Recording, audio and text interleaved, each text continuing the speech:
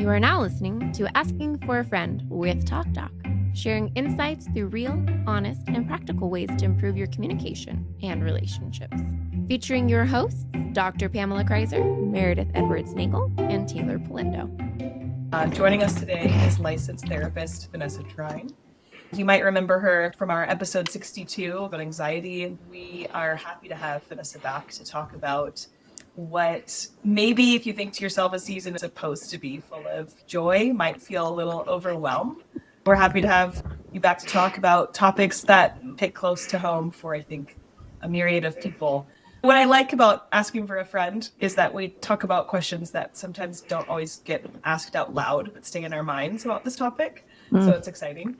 But I did want to say, with Vanessa, from having you on last time, you have a really thoughtful and down-to-earth way of letting us make sense of what's going on inside. So we want to talk about some practical ways to handle some pressure, holiday stress, anxiety, how to manage those kinds of things, and find a little more balance this time of year, I'm hoping. So yeah, thanks for having me. Welcome. Yeah. I know. I'm glad to have you. I'm so happy to see you and have you back and look at your face. And if you're listening, if you're watching, you're a special gem in my mind. That's right. I'm so happy to be here. Can you refresh us a little bit about yourself and your background? Yeah, of course. Yeah, I'm a licensed therapist. I live in Southern California and see a lot of clients from my office here. I typically work with clients who have anxiety disorders or panic in some form, and any trauma that comes up for people where they feel like they can't move past it or it's affecting their ability to have the quality of life they want to have. Those are the kind of clients that I love working with. Yeah, that's me professionally, at least. I was going to say, why? I was trying to find a way to ask this in a really nice way. Why would you love to work with people like that? I love working with people with these issues partially because I'm riddled with anxiety. So much less so since going to therapy. So there is a whole full circle thing there. I've seen how it can feel with no support. I've seen how it can feel with professional support. And now there's a piece of it that's the lived understanding. There's a piece of hope that I can hold with all these clients that I see. I know that you can get relief. And it may not even be with me, but if I'm working with somebody and it's not the right fit, I still have the hope of we're going to find somebody that will help you feel better and feel better holistically. I think it's the level of shared lived experience and then knowing that it can be better. Being on the other Makes side it of enjoyable. Yeah. Yeah. And I still have anxiety, so it keeps me fresh for when I'm doing my job. Because That's so real, though. That's exactly what I mean by being down to earth. It's like real therapist response. I appreciate that. yeah, I like working with a lot of different people. Such an enjoyable job. Can you remind our audience, because just yesterday my husband was saying, you don't really seem like an anxious person. And I don't think I present it in what we think of as anxious. I don't know, I guess I can, but I'm like, I'm trying to control everything. So I overtalk, I overplan, I overthink. And I think we talked about that being a big sign of anxiety because you're trying to control every outcome because you're afraid of what's going to happen, right? Could you just give us a little refresher on anxiety and what it is, what it isn't? Yeah.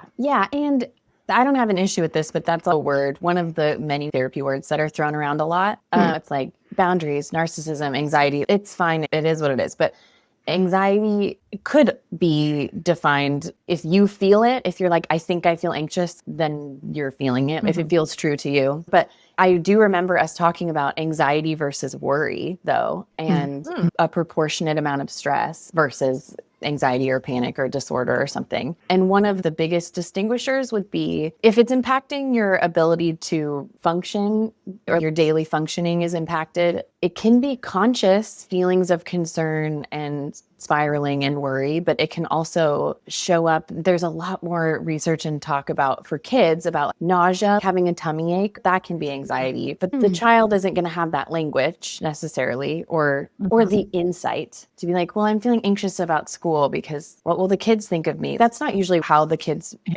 are verbalizing it or are aware. So they might have a stomach ache or get constant headaches. So anxiety can look a lot of different ways, but it's your body trying to prepare for something that it's afraid of. We also don't even always know what we're afraid of, which can be anxiety producing, but can feed into it. My God. So you can have anxiety about having anxiety. Oh, yeah. Yeah. Oh, God. Okay. Do you find your clients that have a heightened sense of anxiety want to come see you a lot more during the holidays? There's something connected with the intense feelings around this time of year, or I see it more in why I'm smiling. It's like a funny secret. It's more in January. And I can understand this completely. This is a generalization, but people that I work with often don't want to be doing the inner child trauma work as their parents are staying with them or as they need to travel with their children or whatever it is.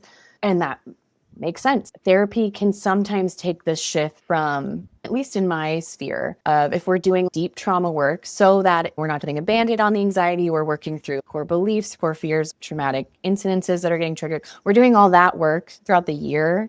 And then Thanksgiving time, people start to either be like, I'm busy, so I'm not going to schedule, which could be legitimate, or it could just be like, I can't do this right now. Yeah. Yeah, which is fine. We don't need to force inner child work at this time. But sometimes people will want to do the work because it's right there in front of them. They're like, I just spent 36 hours with my mom and it's right there. But it's their inner system protects them from having everything be too vulnerable or spilled out while the threat is still there. I am putting threat in quotes. survival instincts kick in? Yes. Or Yeah.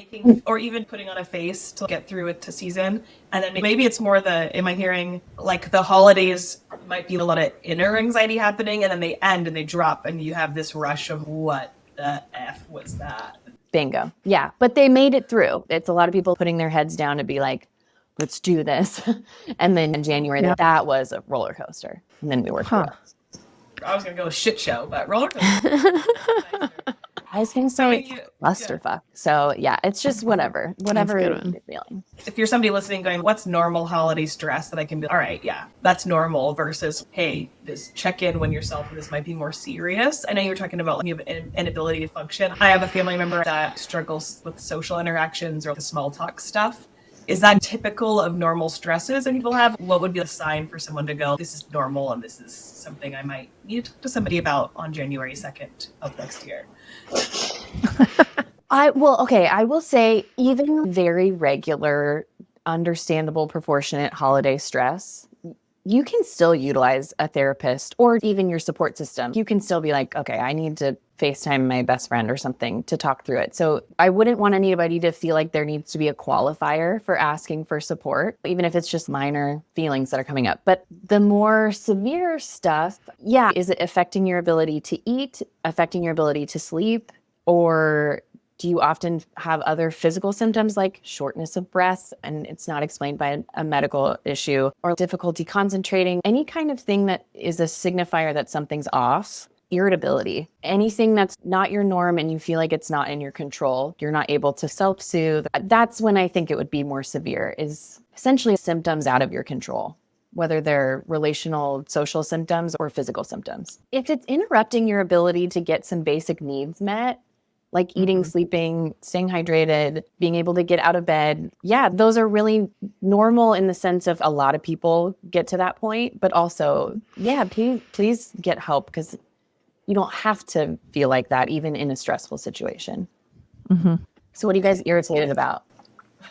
Just kidding. Children. I feel like I know sometimes we go through where we're at in life, right? I'm thinking, gosh, even as an aunt or as a mother of young children, of setting up the holidays, and there's some song and dance to it that I feel a little like a Scrooge about. And I think it's really sometimes one of those things, I don't want to start because this is all too big. Maybe if I don't do it. Thankfully, the other half of my house is much warmer and inviting for me. We have a jolly partner. No, I do love the holidays, and I feel warmth about them. It's not all Scrooge-ish for me, but that irritability thing, I definitely feel sometimes I'm like, well, I'm not going to decorate because I don't want to start because I have to clean it up. Then I have to deal with people breaking stuff, and I don't want to do that. It's like, okay. I'm feeling more like I have to manage people's experience, or these people aren't fighting, these people aren't talking, we need to host this environment. I feel like that's more my stress. Other people's conflict, but I have to manage it. I thought that was interesting, Taylor. What you just said was managing other people's experience. That's a big Yes. task. But don't you feel that as a host? My house is typically the host place, and you're trying to create this magical, wonderful winter wonderland. Stop fucking around, you assholes. I thought that was an in-law. I feel like that's an in-law stress for me. Okay. I think of my husband's parents are divorced for many years, but I feel a huge responsibility to do, and there's this pressure to like push my boundaries sometimes. Mm-hmm. And I either go, this is what we're doing exactly, as like a drill sergeant to like control the situation. You will have fun. Yeah, or I bend the boundaries for a day for you because this is too exhausting to talk about anymore. And then afterwards, it's the recovery from that. So then we all call Vanessa. The minute the holiday ends. Yeah, but that's what it is, because you're trying to navigate and balance so much. And then, when it's over, that's when you can maybe have some space to even reflect on that sucked, or that went really well. I'm glad I overfunctioned, but now I'm tired, or now I'm sick. It makes sense. Another thing that I'm grateful that's being talked about everywhere is the mental load. And I feel like that's what all of you guys just described, whether it's wanting to help other people's experiences or manage it, or if it's the more logistical stuff of, I have to decorate this, then you're going to break it, and then I have to clean it up. And if you don't break it, I still have to clean it up. All of that stuff adds to your stress levels.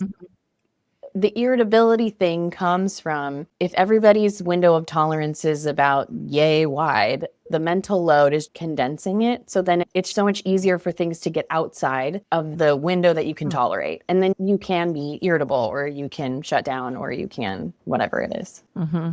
The first takeaway I'm thinking from our conversation with you is that maybe we don't have to manage and process the holidays all at the same time. Because what I heard you say is there's managing, but we can process it later. You don't have to figure it all out. Yes. Go through your inner trauma while you're in front of the parent that gave it to you. Right. Because some of that is saying, I'm going to try to manage all those things all at one time.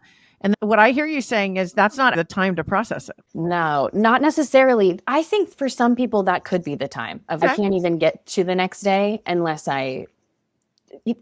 I would, as a generalization, I would say maybe that's for people with more intense trauma or intense, severe family relationships. Mm-hmm. Maybe real time is the time. But it should not be the expectation that you should have to process through all this stuff as you're living it. I feel like that's a second takeaway, is a release of pressure from that. If you're anything like me upstairs, this is a problem that's happening, we must resolve now. Must not be unhealthy. Must solve. And to hear that is you can still enjoy the holidays, have your hot chocolate, and find some joy, even though things aren't quote unquote perfect or as worked out as I would like them to be. Yeah. It means I can still do the processing later, but not take away from some of the joy that's in front of me in the moment, which is calming, actually, to hear that. Yeah, I love that. Yeah, because I think some people do worry, especially if you're aware and you're wanting to be healthy. The fear is that it can be avoidance, which you then have to toe that line, make sure you're not avoiding it, or make sure you do circle back to talk to your partner or your parent about it, whatever. So there has to be intentionality there, but isn't necessarily avoidance by saying you're going to enjoy your hot chocolate with your family, even though there's something that isn't really totally resolved or feels, optimal. Maybe it's a pause. I worry that if I quote unquote avoid, or if I don't deal with it, then I'm avoiding, and that's not what I want to do. But it's more pressing pause. Is that another way of maybe looking at it? Yeah. Yeah. And I mean, sometimes this language doesn't land. And if this doesn't land for somebody, that's totally fine. It doesn't need to. But something that helps me is I will talk to myself like a friend, and I will ask myself questions just internally, but in moments, if in a moment of heightened stress, sometimes in a moment of heightened stress, I'm just dry heaving. So it doesn't actually always work in the moment. But when I become aware of it, I'll check in with myself and I'll say something like, oh, this is a shit show, huh? And then go back to what I'm doing. But me and me have a fun little camaraderie moment, and that's helpful. Or I'll check in and ask. So if you're saying is taking a pause a good thing, I would, again, if it feels normal to you or okay, I would ask yourself, I'd be, can we take a pause? And then if you get the sense of, no, I'm this close to crying or screaming, then that's an indicator too that maybe something should be figured out in that moment. You don't want to repress. But if you check in and feel like, oh, I can't wait to talk to my partner about this later tonight or tomorrow, but for now, this is, that's okay. And that's fine. Yeah. That makes me think of silly comments that have maybe be like, under my skin, but I thought, can't wait to tell my husband about that one later. I have a good little laugh at this to keep it moving, you know? Yeah. I got this visual. I'm going to watch my holidays. I'm watching a comedy. And oh my gosh, I got to talk about this moment. I remember, let's rewind and comment on the crazy and remove myself, but be a viewer instead of. I like that it's different from repression, though. You're challenging that thought, which sometimes my sense of dive in hard, don't give up says that if I do that avoidance, then that's what I'm doing is repressing, maybe because I've been somebody that's done that before. So it's a good reminder to, like what you said, if you're this close to losing it, it's okay to say okay, to recognize that. But if you're able to either find a humor or take a moment, or I like the conversation with self, it gives me a little laugh, which I honestly think sometimes you need. Yeah, well, you have the same sense of humor as yourself, so you're going to find it funny together. And you have the same history, so you can also be like, oh my God, they're doing that thing again. And it's the classic, like, of course they're doing that thing because they've been there too. I don't know. That's not psychosis, by the way, not necessarily psychosis. Can be like a warmth or a family or friendship feeling within that can be really saving in these times. I have a confession. I do this in the elevator at work, apparently, but I don't know that I thought about it. But sometimes I'll have conversations in our department and then I'll leave to go in the elevator to go to class. And I will be like, wow, what was that? But I'm having a moment with myself. I didn't know I was doing that, but processing. Yeah. Is it internal or you're talking to yourself? I say it aloud, actually, in the elevator, but I'm obviously by myself. But I didn't know that I did this and had that functioning. I thought it was something I did, but I love apparently, it. But yeah, when you say that, you get it. Nobody's pushing back and being, it was fine. You know, you're like, yeah, what's that? Right. Yeah, that's funny. You talk with yourself about it. But I actually do say it aloud. If you were in the elevator, you'd be like, whoa, we're speaking freely. So we're talking a lot about a person sense of self thing. I want to get to one question I really like for you, which is how can you support a partner, or how can you ask for support from a partner if the other family dynamics are a struggle for you or for them, vice versa? What's a way to support or manage with a team effort in-law stress? In-law stress. Oh, yeah. For example. Just maybe something just that like, might come up around the for other holidays. people. Just like Asking for a friend. I'm my own friend, and we think this is funny. And it works. No, okay, this is a personal preference. You don't have to do this step, but I feel like checking in with your partner about what can they handle or what feels okay for them as far as talking about your in-laws. Because if you have a relationship with your partner where you can just be like, God, your fucking mom and you can say that to your partner, then like, that's great. But if you speak like that to your partner and they're heightened or stressed or is like, she's trying her best, now there's an issue. So but that gets established before, that's ideal. So you could also say, okay, I'm anticipating getting stressed out by your stepdad or something, whatever. You just check in with your partner about how can I talk to you about this? Or how can I signal to you that I'm having an issue so that I don't offend you or push a button you've already got? And it could prevent things from escalating, but you still are communicating that you are going to need an outlet to say, when your mom did that thing, it really made me mad. If you can know your own communication style or boundary, specifically in a heightened stress state, and get the okay from your partner, and then you can at least have somebody to bounce it off of. I wanted to rewind what you said for a second so I don't lose it. You said, ask how you can signal to them. And I didn't think of that as a question because I can think of both my partner needing my support and vice versa.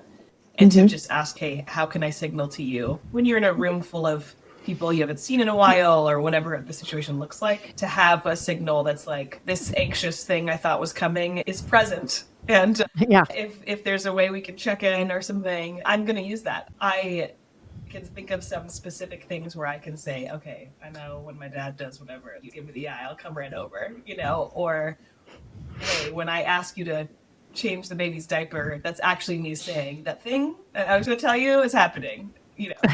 Right. Yeah. But the other thing I like about what you said, Vanessa, was that you're thinking also about what your partner can handle in that moment. Yeah. So let's say you have a criticism of this cousin, but they have a very big issue with this cousin that's related to their relationship. I don't want to add to their burden. So I want to be a partner that manages it, but I have to be sensitive and say, I can't unload all my stress onto you so that you have twice as much stress. Yeah. And it's also going back to repression. I'm not asking anybody to repress how they feel just because your partner has a complicated relationship with their family member. You still are going to need a space to process it or feel how you feel. Like even checking in about, if I want to be talking about dad, can I do that? Do you have the space to do that? Because I'm anticipating being stressed about it. Yeah. I actually think this might have been something we talked about on our podcast 3 years ago also, but scaling language can be really helpful. So from a scale from 1 to 10, again, you with a family member or a partner beforehand, you can say 10 is when I'm going to leave the house so I don't harm anyone. Or a 4 is I'm trying not to cry. I've got it, but like I'm having a hard time. You can kind of establish what a scale might look like so that if you're in a room full of people or your kids are listening, you can go up to your person, whoever it is, and just be like, I'm at a 6.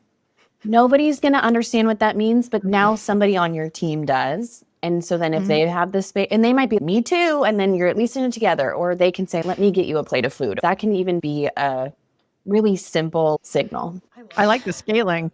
The reason I like the scaling is that it has a great effect to show relative importance. Because I could be struggling with something and my husband comes over and I say, I'm at a 2. And he's like, oh, cool. That's different because you're usually an 8. But relative to these other experiences, but then also hearing, oh, now I'm at a 9. Okay, things have changed a bit. And we would want to know the relative scaling of that. I think that's really helpful. And in the reverse too, if you communicate you're at an 8 or a 9, and then you circle back to each other at the end of the night and you're like, I'm at a 4. 4 might seem high in a different scenario, but they knew you were at an 8. You've communicated, I'm stressed, but I'm doing okay. Or I'm doing better. Yeah, I think that's really helpful for knowing how to support. Really helpful. Even that, saying, are we on our way up or down with this? Yeah. Yeah, that's a really good. If we're a 6 and we check in again and we're an 8 and we check in again and we're a 9, we need to start thinking about this becomes a 10 potentially not that far from now. The connection with that one person could lift that feeling of feeling alone or feeling disconnected. Your buffer person. Because I feel like a lot of times people act differently when you have another person there. I have conflict with my mom, but as soon as my cousin is there, somehow the language is different, or I feel like I'm a lot of people's buffers. We're here to have fun. We don't need to criticize. I feel like we all want to talk about boundary setting with stressing and anxiety around this time of year. What do you think are some general boundaries that we can set up without feeling like I'm towing the line of letting someone push my boundary in the holiday versus like, I'm going to call you on January 2nd. What's that? Well, okay. Boundaries can be so hard because you can control the boundary you set. You can control the standards you have for what you will tolerate. You cannot control if somebody's going to respect your boundary. So there is always the knowledge of we cannot control other people's behaviors, no matter how good our boundary is. So what we can focus on is what can we do if a boundary is pushed or not respected? Being clear on your own boundaries is good. That's a great start because telling your brain already what is and isn't okay, instead of just, I don't want this family member to push my boundaries, that's too general. So then you could end up feeling disappointed. This is an example for a genuine friend of mine. There's multiple age ranges of kids around, and some things are tolerated for the older kids that aren't tolerated for the younger kids. And a parent has a boundary of my kid's not allowed to watch XYZ or have free range access to YouTube on an iPad. And the older parents' kids are, that's not a boundary for us. And we're all hanging out and having drinks and the adults want to have fun. So we don't want to deal with that. So they let the older kid have the free range iPad. I will say my initial response is I'm not qualified to answer this because I'm not a parent expert. But I understand you're asking more about the boundary. The boundary is I have this boundary and my kid can't do X. Other parent in the room has not that boundary, but they're both present because they're family. I, as a parent of old children, Are you listening, kids? Old. I would say it seems like a preemptive conversation would help the situation. Not saying my boundary that night during the gathering, but maybe having a conversation before that would occur. You already anticipate that this is potentially going to happen. If you do that, I think you could do a two-way commonality statement, which is there a way for your child to be fully entertained, but also my children entertained, but not exposed to things that are not appropriate for their age? And I'm thinking maybe you could, in that conversation, say maybe there's a show or a movie or a game or some activity that could be suitable for all the people. I think your example, Meredith, is a real thing. Yeah. Big time. Where kids are exposed to things, especially in a holiday where it's like, oh, I didn't know what y'all were doing in the basement. You were watching the littler kids, and then all of a sudden we find out that maybe there was something that was not appropriate to that level. And so thinking through, are there some things that we can plan ahead of time that will be a gain for everyone? Right. I feel like I run into this one a lot, Mary. And sometimes it's talking to your kids beforehand. Hey, just so you know, when they put the TV on, we're going to go do this. And comes with a lot of planning, like have something really fun as an option, or partner planning. Hey, I don't want my kids alone with this person. So at all times you're on them or I'm on them, and we're like constantly watching that. So it's that conversation, or it's the conversation with the, hey, I don't want my kids to do this and you let your kids do this. Can we not do it? Or can we come up with something else? I find a lot of planning, either prepping my kids or prepping my partner or even the other parent, helps along with those, because we're always the weird ones. I heard the word prep like 4 times out of your mouth, Taylor. Yeah. Maybe I want to stop before the holidays happen and say, have there been times where I've been uncomfortable in my parenting or in this conversation or this topic, and not just going, well, I hope it all works out, and give it no thought before I go into the event? Because I think sometimes we get into that situation. We're like, wow, here I am stuck in this situation again. And you could have possibly reduced the anxiety or the conflict by having some preemptive thinking and conversations about it. I think you're touching on such a key part of the boundary setting is there's prep to, if a boundary is crossed, then what do I do? Because again, since you can't control another person's behavior. So for the kid example, I do think if it's boundaries for your kids, then I think it's different because you are there to protect them. And when you're setting a boundary for yourself, like, I will not let this family member talk to me like this. That's my boundary. Well, they still might talk to you like that. But then what will you do? Because what you're saying is, I will not tolerate being talked to like this. Depending on your temperament, your boundary could be, I'm then going to explain to them, you may not talk to, like, that we will have a confrontation. Like, that may be one of your plans. Or you might know that, okay, if they keep pushing that boundary that I set for myself, I'm going to go find the nearest dog and go pet them in a corner because I can't be with the adults right now. You'll have to set up your own set of what will happen if my boundary is crossed. Knowing what your boundary is great, and then knowing what you'll do after is also important. So with kids, you could decide, are we going to leave the gathering if a boundary is crossed, depending on what the boundary is? Or is this something, then I will try to respectfully confront the person? Or if it's about YouTube watching, you could prep your kids, going back to the prepping, Taylor, you could prep your kids. So we're not going to watch YouTube, but if the older kids put it on, I am going to bring you guys back out to the adult table or whatever it is. Just tell them what you're going to do. Yeah. Or we're going to go outside and play if that happens. You guys, I move somewhere where it's cold. Not everybody can do that. Yeah, but I mean, I have all these rules with my kids, but my partner and I will talk sometimes, oh, if the TV's on, we're just going to let it slide. It's the holidays. Like, we talk about managing our expectations with each other and how we're going to respond, because we know what's coming. We know they're going to serve this. We know this is going to be brought out. We know that person's going to be there. So even if we're not going to stick to our boundaries, we know in advance we're going to break our boundary at this event. And Taylor, we have a thing with our kids when they were small, and our kids were the youngest of all the cousins. So it was hardest to keep the dietary standards and a bunch. It was hard to do all those things. So we used to have what we called party rules. Okay. And when it was a party, you had a rule on what you could drink. You can't have 4 orange sodas. That's not a thing, right? Yeah. But whatever you eat, you just need to be responsible. And we're not going to be like, did you eat that carrot? Did you have that? And manage. Because we found we weren't having fun at the parties because all Right. we were Yeah. doing was managing 3 people and everything they put in their mouth. And they're the youngest, so they're caught up in the groups and everything. So you can't have 5 sugary sodas. That's not a thing. But go ahead, have the chip and dip. If that's all you have tonight, whatever. Yeah. One night. Yeah. Party rules. Party rules. I like it. Party rules. Yeah.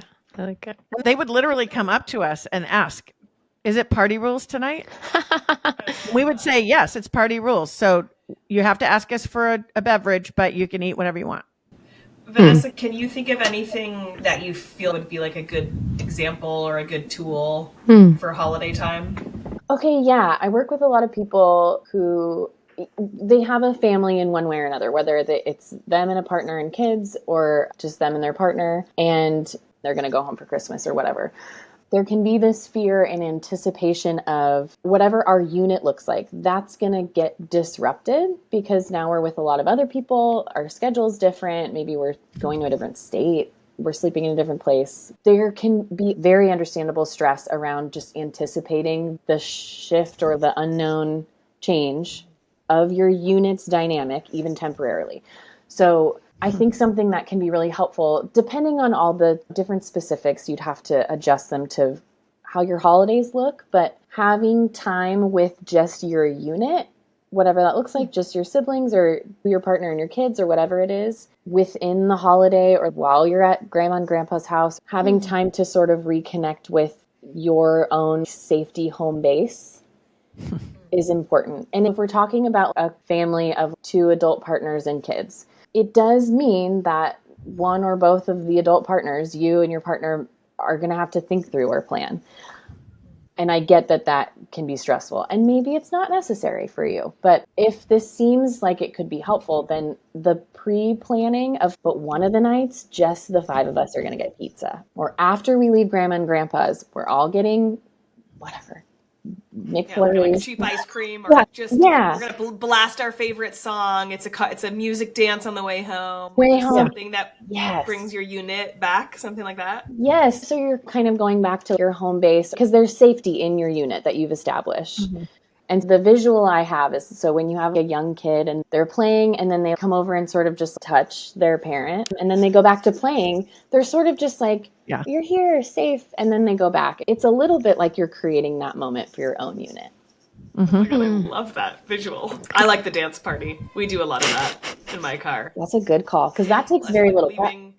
Well, it's just a thing we do after leaving a play date or leaving somewhere, a park early if you don't want to be there, or all the older kids are staying up late, but my kids with the younger kids, we have to leave early. Then, okay, you get to pick the music on the way home. It's DJ time, and my daughter loves to DJ on the way home. So nice. Yeah. I love that too because it's an established, familiar thing. So if you do DJ time on the way home, even if you're back in California or whatever it is, you're still bringing that familiarity back, and it can just be disruptive to be with new people or different people or eat different food, be in a new spot. You're bringing it back to familiarity. That's encouraging. And you know what? If you're going through the holidays and you're a little bit solo, maybe you're an adult only child and you live alone, which slay. You can definitely check in with yourself. All those things I was saying before, being like, oh, geez, can you believe they did that? I know. But it's like what internal, that's obviously still available to you. And so is DJing on the way home, or being like, every time I leave my parents' house for the night during the holidays, I get to get in bed and I get to read this new novel I got myself, and I'm getting myself cheap ice cream or whatever. The home base and the safety and the almost like the camaraderie can still be with you when you're alone. So this does not have to be with you're traveling with someone or you have a typical family thing. This can still all be really relevant, even if you're doing a lot of these things alone. I think the other thing I'm thinking is you're sort of giving us permission to think through the holidays. I don't have to be 100% on all the time. Because what I heard you say is, hey, the idea of the families going out for pizza one of the nights because we're at the relatives for 10 nights. I mean, some people do that. Why are we there that long? No, but we had that. We had economics were that we would visit 10 days or 14 days at a time. Wow. And I think that's a really important strategy for those people that couldn't afford to keep going back and forth. It was like, here's Yeah. a big visit. We're visiting Yeah. a lot. That doesn't mean that I'm on 24/7. Mhm. And what I heard you say is let's do some check-ins and some management of the home team and make sure we're good. And that might be really refreshing on the long journey to take a minute with the home team, which is my safe place. Yeah. Yep. I think that's a perfect summary. Okay. So, Vanessa, do you have anything practical or a resource that people can actually use to navigate this season as well? Yeah, there are two things that I would direct you to. One of them is the support deck. And it's a deck of cards that have coping tools on them so that when you get to a place in your brain during the holidays or otherwise, where you're not thinking clearly, you can just pull a card or you can pull a bunch of cards until something hits. But it's just all things that you can do virtually anywhere. And it's just suggestions. So if you're feeling overwhelmed, you can just pull a card. So this is a deck where these are different creative ideas that I might in a stressful moment not be aware of. And so it's a reminder of how to support ourselves in that place That's of exactly discomfort. it. It's Okay. they're reminders. Some of them could still be new ideas, like different ways to breathe and control your breathing. And then some of them are simple. See if you can go outside, regardless of the weather. Because when you're overwhelmed, you might not think, oh, going outside is going to be helpful. You just kind of, it's just all mush in there. But I do, oh, you're so prepared. Wow. Was that it? She has them. Yeah. Nice. This is the support deck. Get Love it. one. We're your friends. My top, it's been heavily used. Don't ignore the ripping. Yes. Love Okay. that. Love it. Yeah. And I would also just plug that they're great stocking stuffers for people. And we're going to put this info in the show notes. Wow. Thanks for the support. Thank you for helping me describe it too. And then the other practical tool I have to offer is I made an anxiety relief course. And it's really bite-sized. My mom took my course, which is very nice of her, but she thought she was going back to grad school or something. But she was pleasantly surprised, describing it as, oh, I could even watch these videos, learn about this stuff, even in a heightened state of stress, because they're all really short. There's 10 modules, and each module goes through a different coping skill and why it works, how it helps your brain calm down or how it helps your body calm down, and then how to do it in different scenarios. And there are payment options too. So it doesn't have to be expensive. It's sort of like a little bit of a pay what you can scenario. Oh, I love that. And is the anxiety course something you do at your own pace? Yes. Yeah. You have access forever. The Okay. course is called Creating Calm, and it's meant as a supportive tool. And there are audio downloads of me walking you through different things. So you can even have those on the ready to listen to me tell you that you're going to be okay. Yeah, Nice. that's all a part of it. Okay. I can't wait to see that. In the show notes, we'll put it in, make sure everybody's got the link. Oh, I love that. I'll definitely be sharing that. Thank you. Yeah. Before we go, Vanessa, which we hate to go because we love having you, final thoughts for the holidays. Well, okay.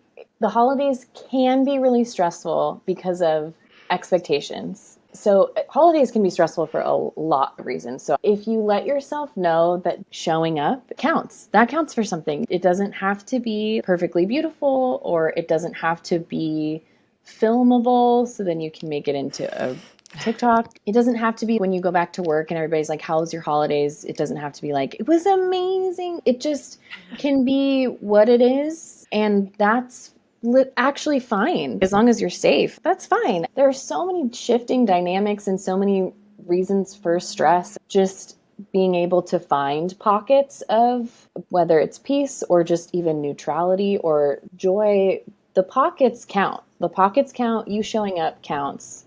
It doesn't have to mean that the whole thing is perfect. It's just worth it that you're with your people. Yeah. Love it. Once again, thank you for joining us today. Please remember to rate, share, and subscribe to our podcast. And thank you for listening to Asking for a Friend. Let us know what you thought of the episode. Our email is hello@afafpodcast.com. This show is for educational purposes only and is copyrighted. Written permission must be granted before syndication or rebroadcasting. Thanks for listening to Asking for a Friend with TalkDoc.